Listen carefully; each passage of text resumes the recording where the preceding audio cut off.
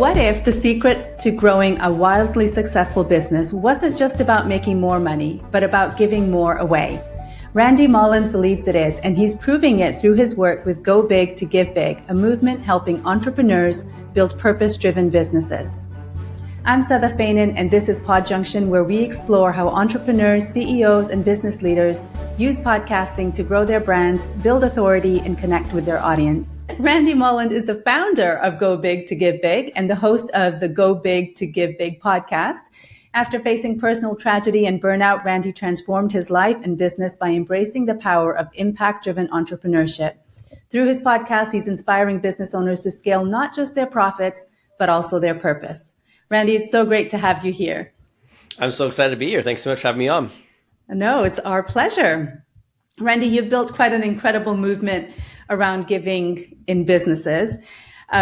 What inspired that? What role does your podcast have in that? I'd love to know. Yeah, so the quick cliff notes is that I was 25 years old. I just bought my first house. I was an electrician by trade. And my mentor said to me, Randy, in 25 years, when you pay your house off, you're going to be 50, living the dream life, having no mortgage and everything's going to be amazing. And unfortunately, that same guy passed away in a job site accident when he was 42 years old. Oh, wow. 2 weeks after he just told me that after I bought my house. And So I was sitting there watching my best friend die at 42, which was the same guy that said how great life was going to be at 50. And so I did what any good entrepreneur does. And I just Googled how to make a ton of money and never work again. I found real estate investing, and I went and built a pretty successful real estate investment company. But on the back end of that, I was driven by this modality of how much money can I make so that I can be completely free from the world. And I had no idea of impact or purpose or anything on the other side of it. And it was when I went and did a trip down to Mexico to go see one of my friend's orphanages down there. He runs an orphanage around child sex trafficking. And I went and served there, and we hung out. And one of the things I asked him was like, these kids have been through some of the worst experiences in the world. How can I help them the most? And he was like, they love ice cream, bro. Can we get them some ice cream? And I was like, absolutely. So we spent $50 and I bought these kids ice cream. And watching them eliminate their pain and act like it was Christmas just eating ice cream did something to me that I'd never felt before, never experienced before. And I realized that by serving them, it made me feel happy and content and joy and things that my businesses weren't giving me. And I realized it was only $50 was the ability to allow me to make that kind of impact on myself and them. And I said, why can't I do this all the time? So I came back and we started donating $10 per door per month from our real estate portfolio. So our 10plex donated $100 a month, our 20plex donated $200 a month, and so on and so on. So that's how we built our real estate business with purpose and impact behind it. The more doors we bought, the more kids we got to help go through organized sport. That was our mission, and allowed us to kind of parallel build a business with impact. So that's my quick cliff notes on who I am and what got me into it. And why the podcast came to actually be was that so many people were asking me questions around, well, how do I use my business to make impact? What does it mean? Because it's still kind of a new topic. It's becoming a lot more popular. Statistically, a lot more consumers want this. I think 89% of consumers want to see or hear from businesses on how they make impact, but nobody's really talking about it. And so the point of the podcast for me was the ability that I could start expressing that ability to partner businesses and impact together. And along the way, it really came from our tagline. As we were talking to people, we said, so many people are focused on becoming a 7-figure earner, right? Business owners want to become 7-figure earners. It's kind of like the threshold in the business world where it's like, oh my God, you're a 7-figure earner or you're not. There's 6-figure in there, but I think that's becoming a little bit more achievable these days with some of the business tactics that are out there. Everyone wants to become 7. And I was sitting there like, I don't even care about making 7 figures. I care about donating 7 figures. Like that is a threshold to me that would be like, this is it. This is what I know I've made it. So I started saying, you know what? I'm sick of teaching people how to become 6-figure earners. Why don't we start focusing on becoming 7-figure givers? I love that. And that's when I was like, this is beautiful. How do I start teaching people this? And so we started the podcast, and we started doing some solo episodes, and then we bring in some people to interview. And I started showcasing and highlighting businesses that never talked about the good they did because it's taboo and you're not supposed to talk about the giving you do and all these kinds of things. We start bringing successful business owners in and giving them a platform to share about the impact they're making, share some stories of, things they've done in the past, and opening them up to questions they've never been asked before on podcasts. And that's what really took off for us and allowed us to get in front of some really cool people and share some really cool stories. That's incredible. I was, when you were talking about when you went to help out at the orphanage and you got this amazing feeling of having given something so small, but gotten so much back from that $50. And what stuck out to me was that there's so many people that go away on missions trips or these kinds of, trips where they're helping out, but that experience and those feelings just kind of get left there, and as good as they are, but then you come back and it's like real life and you forget all of those things and you kind of think, well, that's just for out there, not here in my day to day. So I find that really impressive, what the seed that was planted and how you've grown it. I think that's very cool. I appreciate that. That's led to one of my biggest missions is explaining to people that it doesn't matter how much you give, it matters that you give. And so many people think they need to donate tens and 20s and 30s of thousands of dollars to feel like they're making an impact. But for $50, I changed some kids' lives and I made them not feel pain for a little while. And that leads me to, part of my podcast and what I try and teach. And I shared a little bit about this before, but it was like, how do I start helping my guests understand the impact that they can have for a small amount? So we came up with this idea of like, how do we get more people to give us 5-star reviews and comment and like? And I looked at everything that was out there and it's all the exact same. Like, oh, go give me a 5-star review. I'd appreciate it. It'd mean a lot to me, but it doesn't really push me to want to go do it. It's like, I want to be a nice guy, but it doesn't want to do it. But what I realized is that if I started asking my friends and said, hey, would you go give me a 5-star review? And every review you give me, I'll make a donation to charity. And my goal is to help raise $500 for this charity. And we can give these kids ice cream 10 times, And all of a sudden, all my friends were like, absolutely, I'll go do that right now. And so we started this campaign of like, do you want to do something that takes you less than a minute, but helps impact a child's life? Go give us a 5-star review. Every review equates to a $5 or $10 donation to charity. And we highlighted the charity and what it meant. And we saw some of the best response from what people were coming into. And it was just incredible to get people messaging me like, oh my God, that was so nice. I can't believe I got to do this. This is so cool. Yeah. And then we DM'd everyone after being like, hey, this is the donation we made. This is the help you had. Your few minutes literally helped change some kids' lives. And That's it was just amazing. This cool moment where we realized we could use our podcast in a way that we were already going to donate the money anyways to this organization. But now we brought along our viewers with us, and we brought along our listeners, and we brought along the people that were, supporting our movement, and they got to feel like they were a part of the mission. And that really helped build a lot of long-term listeners and connectivity in our podcast, because now they felt vested in it, and all they did was give us a 5-star review. It wasn't like they bought anything or did anything. So it's a really cool way to just build a different approach to growing our viewership. Yeah, that's fantastic. It's quite incredible, actually. You might steal that. Yeah, I recommend everybody steal it. But I think, like, as you said, it's not just giving the review. It's being part of something so much bigger, isn't it? And the loyalty that comes with it as a listener and as an audience for you as the host, that's quite incredible too. So there's so many facets to that. And so many people will sit there and say, well, my podcast is about how to scale your LinkedIn. Like, how does that even work? Well, what it does is it makes you human, right? Yeah. Everyone, when was the last time you went and saw, an Instagram story of somebody giving some homeless people some money or a shirt, or you saw somebody doing it, or you served and you're like, this just isn't for me. It's like everyone has a connection to it in some capacity. Like philanthropy ties a lot of us together. We just don't talk a lot about it. And so what I would encourage people to do is, like, if your podcast has nothing to do with giving anyways, when you start sharing about a cause you believe in and you're genuine about it, you can actually inspire your audience to learn a lot more about you. Podcasts are pretty intimate. And so I'm into supporting children in sports. That's what I love to do. What I can do is I can take my listeners on a journey with me around my passion around wanting to help people. And I can say, hey, you know what? One of the things you guys might not know about me is that I love supporting children to get into organized sports.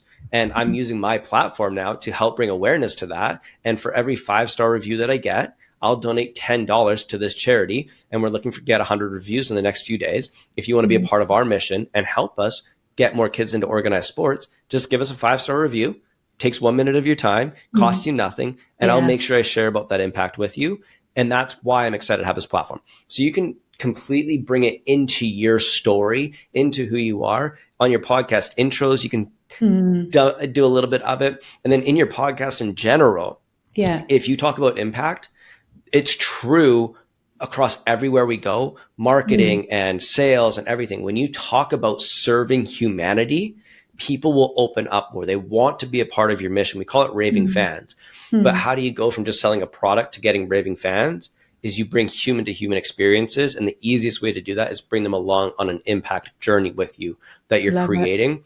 So I know it's not directly what we're going to talk about, but as part of it is like, you can take your podcast, talk about impact that you want to make. Even if you're talking about LinkedIn sales, do a little heartwarm story about it and get your audience as you drip it out to buy in. And now they're going to want to follow your journey and be involved in the impact you're making, as well as learning about the stuff. But it's how you can turn your audience into becoming more of a, we call it a mom factory. Like, your mom's really excited about like everything you do. I love it. It's like, some people don't like that analogy, but it's like, we call it a mom factory. It's like, my mom loves what I do. And so it's like, how do we get our podcast guests to be a part of our mom factory, where it's like, anytime we post something, they're like so excited about it. I love it. Thank you.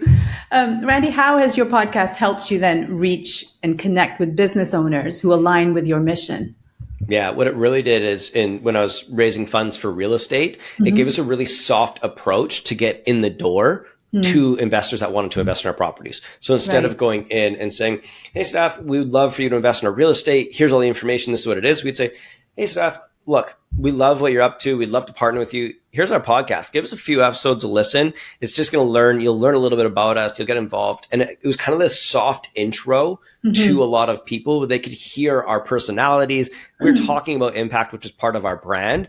And so they were like, oh yeah, we got to learn about you. We get involved in the impact. We got to actually, and then they started listening to more episodes. And it's kind of like reality TV in a way, where people get so vested in your life that we were getting investors reaching out being like, oh my God, I just listened to your episode with so-and-so. It's so amazing. Like, we feel like, and so as we ran meetups and we did more stuff, people were so connected to us. So what it really did for our business was it took away the barrier of us being strangers to a lot of people and created that warm connection to who we are. And we tried to have some fun and personality on it because we knew that's the industry we were going into, where we wanted people to look at us like a reality show in a way that it was like, they can't wait for the next episode to come out because they want to see who we're hanging out with and what we're chatting with. And I think that's something that really separated us in the industry to a lot of people that were doing the same thing at the time.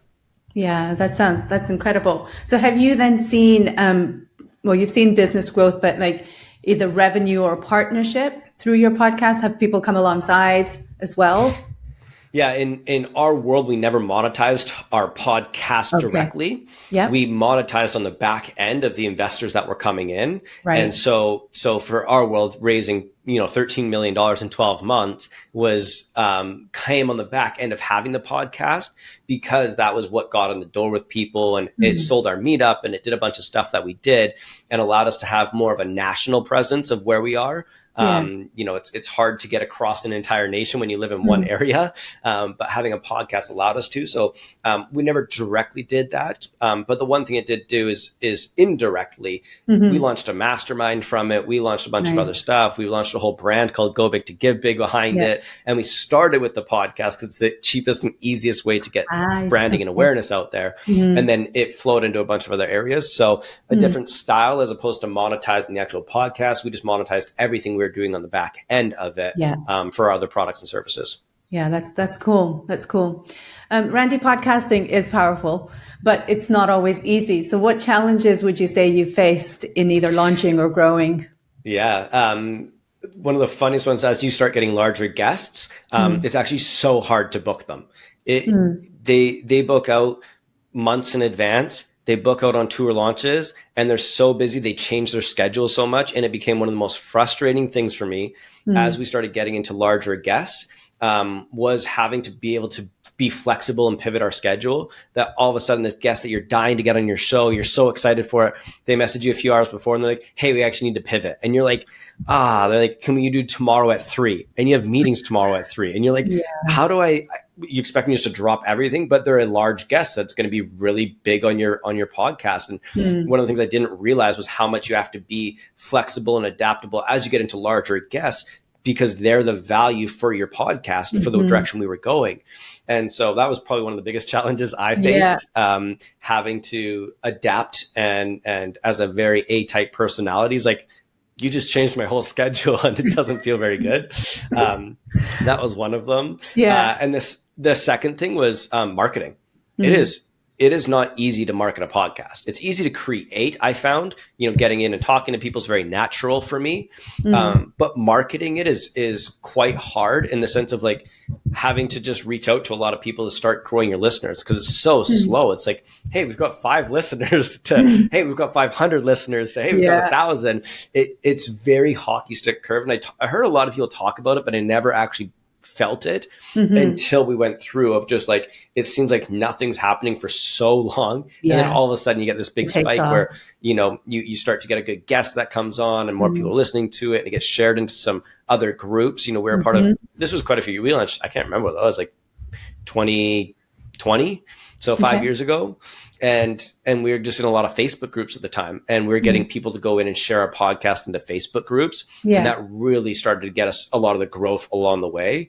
But I found it's not like you're selling a product and we're not putting a lot of dollars behind marketing it. So how do you self-grow the podcast without just putting it onto ads somewhere and do it? I found to be one of the most challenging things. But that's part of what building a mom factory is all about, is as people get excited about it, how do we get them to share it? How do we get them to do it, as opposed to just listen to it? Yeah. So how long do you think it was before it started taking off? Probably 2 years. Yeah. It was, and we had some help. We hired an agency to get us off the ground with some big guests. So we started with some large guests, which was amazing. But you see your listens go super high when you launch with an agency and you have big guests, and then all of a sudden it spikes back down because, and then you have to start back up. And so while we had some great success, it was good for what it really did, was allowed us to get in the door with other people. As soon as we said, hey, we have David Meltzer on our podcast, it validated that we had people. And so we were able to scale a little bit quicker with some other guests on the back end. But the problem was just marketing. How do you get the guest to go and share it? No offense, but it's like, we have this podcast. How do you get me to go share it to my audience if I've done 7 podcasts this month? I'm not posting to my email list every single week being like, oh, I just did this podcast and I just did this one. So it's like, how do you separate yourself? How do you get their audiences listening? It's a lot of tactical, strategical work compared to just like, cool, I'm just going to hop on a podcast and record a show with someone. Yeah. So did you ever feel like giving up in any of that time? Oh, yeah. There's transparently, there's a few times where you're getting on these interviews and you're like, what is this even for? I don't have time for this. Business is, crazy and chaotic, and we're trying to adjust with times and people moving calls and all this stuff. And you're like, what is this even worth? And especially because we didn't have direct monetization. If you have direct monetization, you're like, cool, this podcast brings me $500 every time I do a podcast, or a few $1,000s. Ours was back-end monetization. And so it's like one of those things, you're like, all of a sudden it's like, oh, well, we just got these investors, and all of a sudden like, oh yeah, we heard you on a podcast. And you're like, wait, we just got a few $100,000 worth of investments because of the podcast. So it's not directly related. So that was very challenging there. Yeah. I can imagine. Looking back, do you, and if you were to do it all over again, what's something you wish you had known? If I were to do it again, I would, oh man, there's like so many things, but there's also not a lot of things. 'Cause it's like, it's beautiful in its own way. I would try and build a bit bigger of an audience before we originally launched. So trying to do a proper launch with having a few hundred or a few thousand people waiting for your podcast. We launched with virtually nobody. We had great guests, but we didn't really have a lot of like people waiting to hear our podcast. And so we didn't hype it up for months before. We didn't drip anything out. We just launched. And so that's probably the biggest thing that I would do is try and build up a little bit of an audience that was very excited about it beforehand. So that you weren't trying to do it on episode 20 where you're already somewhat established and it's hard to be like, hey, we're going to build this huge group around our podcast that's already 20 episodes out. Yeah. Yeah, I hear you. So you built something amazing with Go Big to Give Big and the Impact Circle. How do you see your podcast evolving as your businesses grow? So ironically enough, I was just chatting with one of my business partners the other day about this. And I am less excited these days around doing interviews for people and more excited around doing solo episodes. I think, obviously having guests come on helps your vanity metrics. It helps you get out there and leverages their audience and stuff. But the more I do the podcast, the more it's self-serving for me. It's like I can use this to talk to people, share stories, and especially in the impact space, sharing more about the principles that I know work really well, as opposed to having somebody come on and share their story.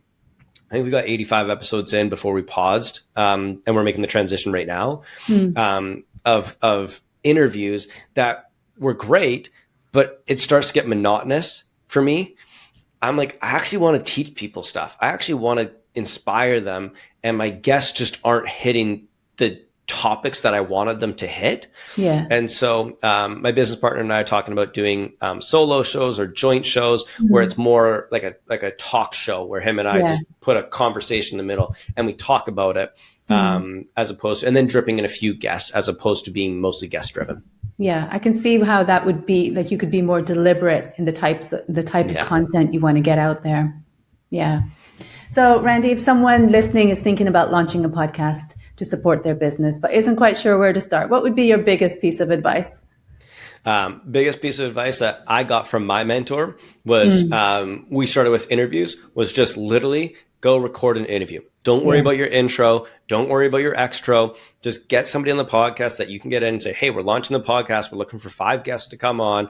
And when you get on the show, you don't say, okay, I have to do this intro and all that kind of stuff. You can build your intros and add them in beforehand. It's super easy. We did it all ourselves. Just get on the show and say, hey, what's up, Sadaf? We'd love to have you on the show. And then you get them on the show and you just start recording. Like, okay, we're going to record in 3, 2, 1.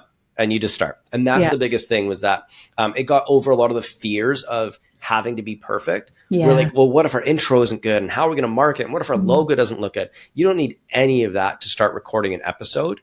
Our first episodes sucked.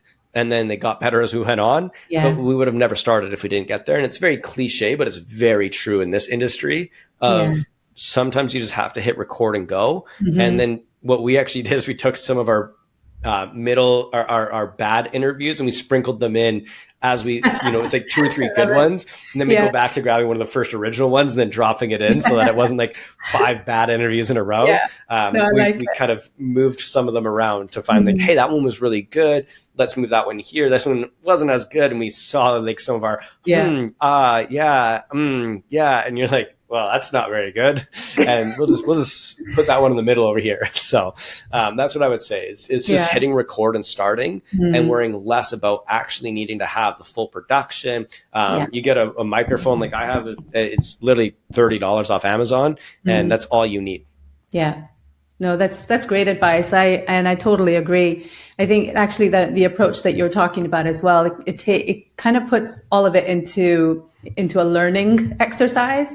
And so that idea of wanting to be perfect and nailing it right from the get-go kind of goes out the window, which is nice. Yeah, I think my business partner and I, the biggest thing was like, we stalled on it for probably a year of creating it. And then eventually one day I was like, what's the one thing we can do today? And I was like, I can set up an interview. And we just interviewed somebody. We knew that episode probably wouldn't even air because it was so bad. And so we didn't we didn't go after David Meltzer as our first interview. You know, it was like we did 4 or 5 pre-interviews with our friends and we're like, hey, we don't know when this is going to air. We don't even know if it's going to air. But it's 30 minutes of your time. We'd love to just have you come on. And we just played around with 3 or 4. Once we got 3 or 4 under our belts, then you start to realize like, cool, like what questions are we going to ask and how do they flow? Because it's a big thing. You're doing a very good job of it today of like, what is the flow and how do they conversations? And instead of just, going into one space and then just being like, they finish their answer and you're like, okay, next question. You're like, you actually have a conversation and you feel a little bit of it out. I think that was the biggest thing we learned in doing the first few episodes that allowed us to feel a little bit more confident going into the back half of the episodes where we interviewed some larger guests. Awesome. Love it. So Randy, before we wrap up, where can our listeners connect with you and learn more about Go Big to Give Big and tune into your podcast as well? Yeah. If they go to gobigtogivebig.com, that's where we do a lot of our business stuff. If they want to go to impactcircle.network, that's where we do a lot of our nonprofit support. And then our podcast is podcast.gobigtogivebig.com. Perfect. And for all those tuning in, you'll find all the links and details in the description. Randy, this has been such fun for me. Thanks for joining. It's been a real pleasure to have you. Thank you so much for having me on and giving me a platform to share about the impact we're making with our podcast. Oh, it's our pleasure. And to everyone listening, I appreciate you tuning in. If today's episode got you thinking about podcasting for your business, let's connect and see how it could work for you. Thanks for listening, and I'll see you next time.